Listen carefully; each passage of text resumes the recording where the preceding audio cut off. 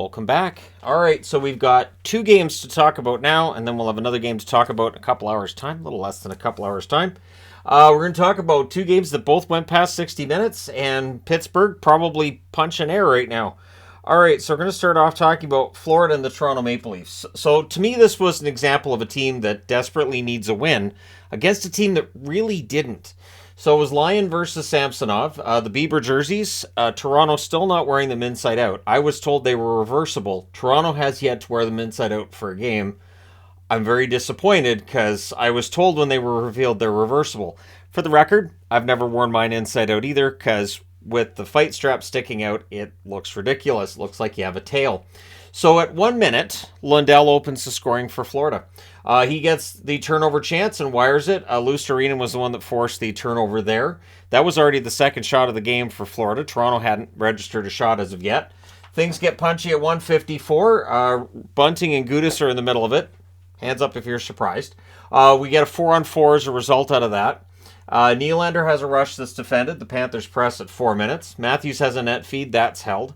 Nylander loses the handle on a net drive. Teams exchange turnovers. Matthews has a wraparound chance. That's saved. Tavares has a chance that's held. We get some pushing. Then there's a power play for Toronto. Tavares has a chance. Panthers cleared early. Nylander to Kerfoot. Near miss there. That power play is killed off.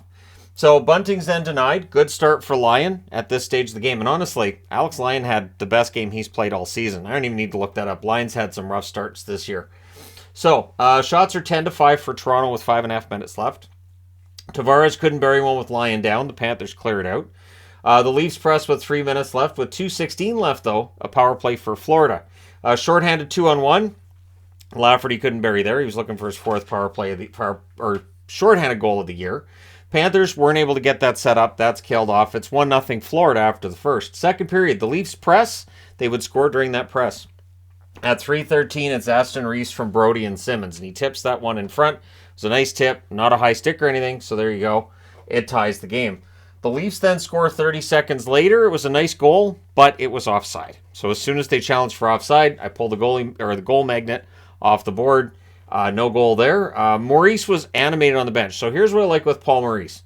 He knew this was an offside goal and it didn't count. He still read the riot act to his team. Just let them absolutely have it. Because the 4-game losing streak they've had, this has been a hallmark of that, where they just have these times during a game that they're not dialed in, and so he let them have it. He knew that goal wasn't going to count, and he still said, hey guys, smarten up and get your heads out of your armpits. Yeah, that's what he said.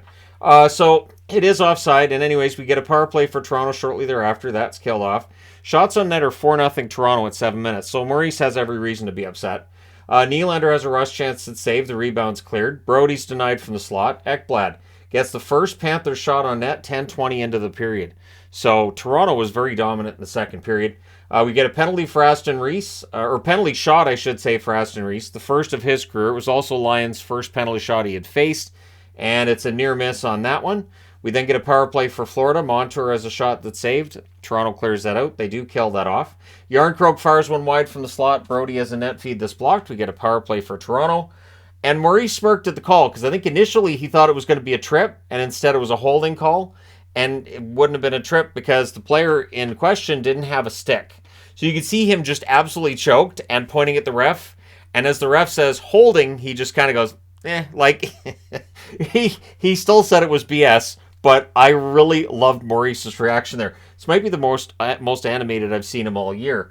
Leaf cycle, Panthers clear. Riley has a shot that's held.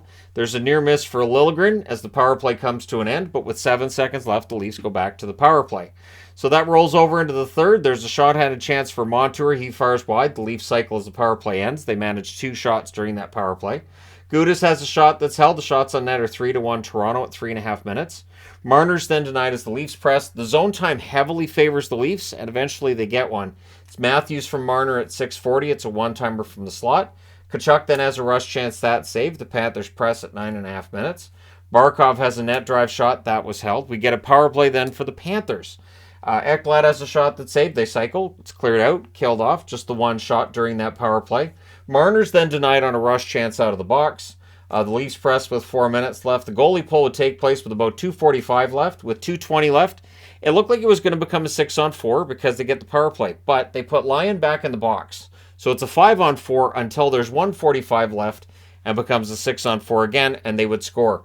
It's Reinhardt burying one from high in the slot. It's deflected in. Ekblad and Montour with the assists at 19:02, and we're going to overtime. Panthers controlled early, but the Leafs take over. Lindell steals, rushes. The Leafs steal it back. Matthews was denied as Lyon catches and holds on. Florida calls a timeout. Smart move using your timeout. You have one during the game. You might as well use it. And then at 1:41 on a 2-on-1 rush, Montour buries one. Really nice play by Barkov to set it up. Your final score is 3-2 for Florida in overtime. They go to 37, 31, and 7, and they're 1 point back of Pittsburgh. The Leafs drop to 44, 22, and 10 with the overtime lost point, which puts them another point ahead of Tampa Bay.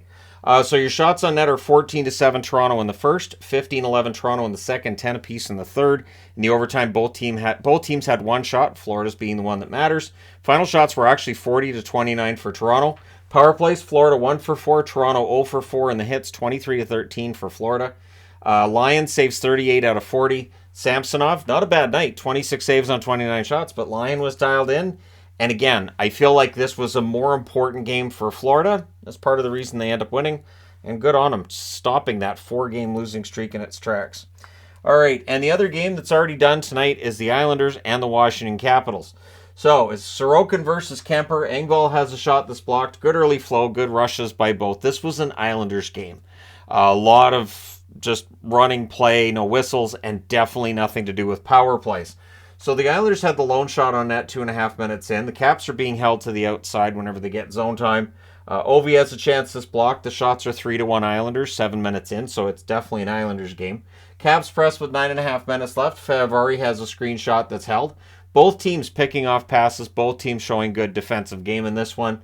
Cizikas rushes, near miss on a net feed to Martin. Caps are playing Islanders hockey, but there was no sustained presses for either team. They're both picking off passes. They're both playing that defensive style well. Protas has a rush chance that's saved. The Caps press briefly, and in the last minute, Dowd has a chance that's saved. There were no shots for the Islanders in at least the last 13 minutes of that first period. So you go to the second period. There's an early save by Sorokin. Jensen then has a shot that's saved, and the Capitals press. So Sorokin having another solid game. Not a surprise to anybody keeping this scoreless.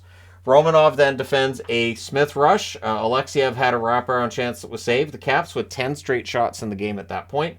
Pelech fires one wide. The Caps can't clear. Fashing has a chance that's held. And then Engvall opens the scoring for the Islanders. So they went a long period without a goal or without a shot, and then they get the first goal. It's Engvall from Nelson and Romanov at 3:52. So now the Russians, they've changed all the pronunciations back to what it was Romanov. Saying Romanov. So the shot goes through Kemper on that one. And that's 4 goals on 4 shots for Engvall versus Kemper with that one. That's just an amazing run by Engvall that would come to an end tonight. So Sherry would tie it at 6:22 from Obe, Kubel, and Dowd. Backhands that one in. Pretty nice goal there for Sherry. The Islanders then press for response. Engvall has a chance that's saved. That's of note because that's the first save that Kemper has made on Engvall in his career. Shots are 6-5 Caps at the half. Palmieri has a rush that's defended by Jensen. Sandin has a net drive that's turned over. Defense strong for both teams at this point. Not, a lot of chances from the slot or in close. Islanders press. The Caps shot blocking. Jensen has a pass that nearly deflects into the Islanders net. And after 40 minutes, not only is it 1-1, there are 0 penalty minutes for both teams. So we're going to the third period. Early jump for the Islanders. Romanov has a shot that saved. The rebound's held. The shots on net are 6-0 for the Islanders at 3 minutes. So as important as this game was for the Caps, I think the Islanders realize how important it is for them to get points. They don't want to be giving teams beneath them any chance of hope. I said weeks ago, for the Islanders to make sure they make the playoffs, just win your games. Other teams behind you are going to lose. Just win your games. Don't worry about who has games in hand on who. Long stretch without a whistle. Caps press. Horvat picks off the puck there. Pollock has a shot that's held with traffic at the net. Engvall has a rush chance kicked aside. The Caps press at 7.5 minutes are kept to the outside. Teams exchange rushes at 9 minutes. Kuznetsov has a shot that's blocked. Palmieri hits a post on a 2-on-1. Lee fires one wide. Clutterbuck can't bury one in close. 9 minutes left. There were still no shots on net for the Capitals. So now we're into a long period of time without a shot on net for Washington. Oshie gets the first cap shot with about 8.5 minutes left. The Islanders already had 10 at this point, so again, just big changes in momentum during this game. It's still tied. Islanders press with 7 minutes left. The cap shot block. Aube-Kubel wrestles Mayfield over a hit into the boards on Sherry. Becomes a 4-on-4. They did call a boarding on Mayfield, and so Aube-Kubel gets the roughing on that play as well. But initially, they weren't calling that boarding one. So, I mean, Brad Meyer was there as the referee to talk about it, and he said that the referee that was in close was probably too close to see it, which I thought was a weird thing to say. And it's something that I think we should talk to former refs about. How can you be too close to see this stuff where the referee that's further away sees it? Because how many times do we see that in a game where the referee that's right there doesn't call it and the referee that's at center ice watching from a distance does? I would love to have that conversation. I'm serious. I think that would be a good conversation to have as fans to get some clarity on why that happens with referees. At any rate, Kuznetsov's denied in close. Then there's a glove save on a Nelson rush. Protas is denied from the slot. But in the end, while there were some good chances 4-on-4, we're going to overtime. Caps control early. Oshie has a shot that's held. The Caps control. They set up. Pajot then clears, and the Islanders set up. Horvat has a shot that hits Kemper in the mask. There's a near miss for Oshie. The puck trickles wide on that one. So it went through the goalie, but it trickles wide instead of into the net. Horvat's then denied on a rush. Wilson was denied on a 2-on-1, and then he trips a player right after, and so the Islanders get a power play with 29 seconds left. They don't score on it, so we're going to a shootout. The shootout winner is Kyle Palmieri. So Palmieri gets the shootout winner for the Islanders. They go to 39, 28, and 9 with the 2-1 victory. The Capitals 34, 32, and 9 with the shootout loss. So they get a point, but they really needed two. For the Caps, 1 point just doesn't get it done. Shots on net are 7-3 Washington in the first, 10-8 Washington in the second, and then the Islanders 15-5 in the third.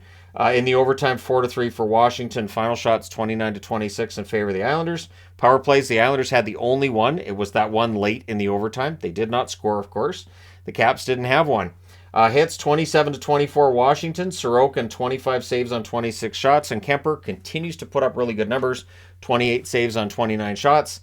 For a Caps team that probably doesn't get above the playoff line by the end of the season. But they do get a point closer to Pittsburgh. So there you go. Let me know your thoughts in the comment section below, as always. Don't forget to hit like and subscribe if you're browsing your way through. You just happened upon this video. Thank you guys so much for watching, for all your support. I will talk to you again soon.